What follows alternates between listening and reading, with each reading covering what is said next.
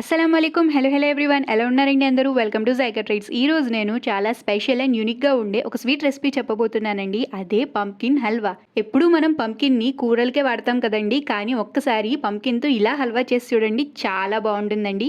దీనికోసం మనం ఫ్రెష్ పంకిన్ని తీసుకోవాలి. దీన్ని తెలుగులో సూర్యుడి గుమ్మడికాయ అని కూడా అంటారండి. ఆరెంజ్ కలర్లోది తీసుకుంటే మంచి టేస్ట్ అనేది ఉంటుంది. దీన్ని మనం మధ్యలోకి కట్ చేసి లోపల ఉన్న సీడ్స్ అన్నీ రిమూవ్ చేసేయాలి. అండ్ పైనున్న తొక్క కూడా తీసేయాలండి. యూజువల్గా సొరకాయ లేదా ఆనపకాయలోని పైనున్న తొక్క చాలా సాఫ్ట్గా వచ్చేస్తుంది కదండి, కానీ సూర్యుడి గుమ్మడికాయ అలా కాదండి. ఈ పంకిన్కి పైనున్న తొక్క మాత్రం కొంచెం హార్డ్గా ఉంటుందండి. జాగ్రత్తగా దాన్ని రిమూవ్ చేసేయాలి.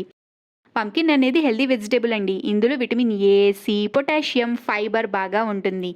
ఇలా లోపలున్న సీడ్స్ అండ్ పైనున్న షెల్ రిమూవ్ చేసిన తర్వాత ఒక గ్రేటర్ తీసుకొని చిన్న రంధ్రాలు ఉన్న ప్లేస్ని మనం చూస్ చేసుకొని ఈ పంకిన్ని మనం గ్రేట్ చేసుకోవాలండి.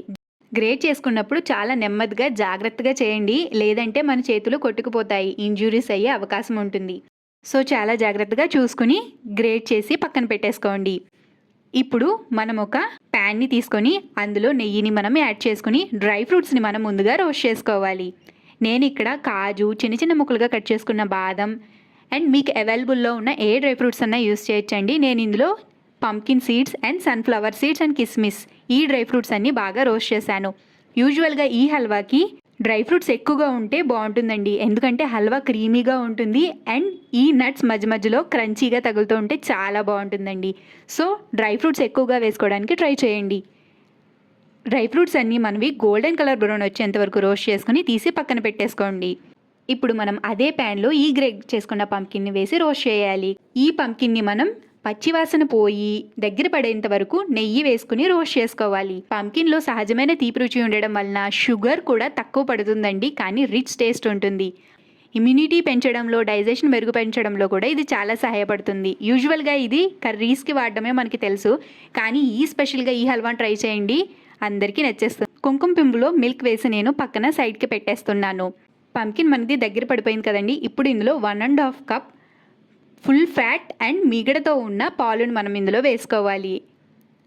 పాలు వేసుకున్న తర్వాత ఇందులో స్వీట్నెస్ కోసం మీరు షుగర్ కూడా యాడ్ చేయొచ్చండి. నేను ఇక్కడ పటికి బెల్లంని పౌడర్ చేసుకుని 3/4 కప్ యాడ్ చేశాను, సరిపోతుందండి. ఎందుకంటే పంకిన్లోనే స్వీట్నెస్ న్యాచురల్గా ఉంటుందండి, అందుకని షుగర్ చాలా తక్కువే పడుతుంది. అండ్ ఇప్పుడు కుంకుమ పువ్వుని పాలులో నానబెట్టుకుని ఉంచుకున్నాను కదండి, అది కూడా యాడ్ చేసేసాను. దీంతో పాటు 1 టేబుల్ స్పూన్ కండెన్స్డ్ మిల్క్ నేను యాడ్ చేశాను. దీనివల్ల మంచి రిచ్ టేస్ట్ వస్తుందండి.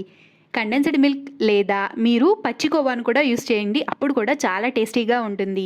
కుంకుమ పువ్వు లేని వాళ్ళు స్కిప్ చేయొచ్చు, అదే ఆప్షనల్ అండి.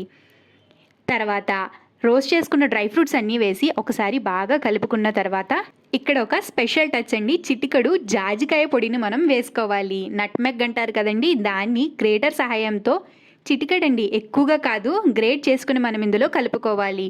పంకిన్కి సహజమైన తీపి రుచి ఉంటుంది కదా, జాజికాయ పొడి వేసినప్పుడు ఆ తీపిని బ్యాలెన్స్ చేస్తుంది. ఒక మధురమైన వాసనతో హల్వా రుచి మరింత రిచ్గా పెరుగుతుంది. లాస్ట్లో ఇంకా ఇలైచీ పౌడర్ కూడా వేసేస్తే మన హల్వా రెడీ అయిపోయిందండి. చూడండి ఎంత అద్భుతంగా వచ్చిందో. క్రీమీ టెక్స్చర్, పైనుంచి డ్రై ఫ్రూట్స్ టాపింగ్, నిజంగా మౌత్ వాటరింగ్గా కనిపిస్తుంది కదండి. ఎప్పుడూ చేసుకునే కద్దుకా హల్వా, సొరకాయ హల్వా కాకుండా ఇలా ఒక్కసారి పంకిన్తో హల్వా చేసి చూడండి, చాలా బాగుంటుందండి. మీకు ఈ వీడియో నచ్చితే లైక్ చేయండి, షేర్ చేయండి, జైకా ట్రీట్స్ ఛానల్ని సబ్స్క్రైబ్ చేసుకోండి. Thank you.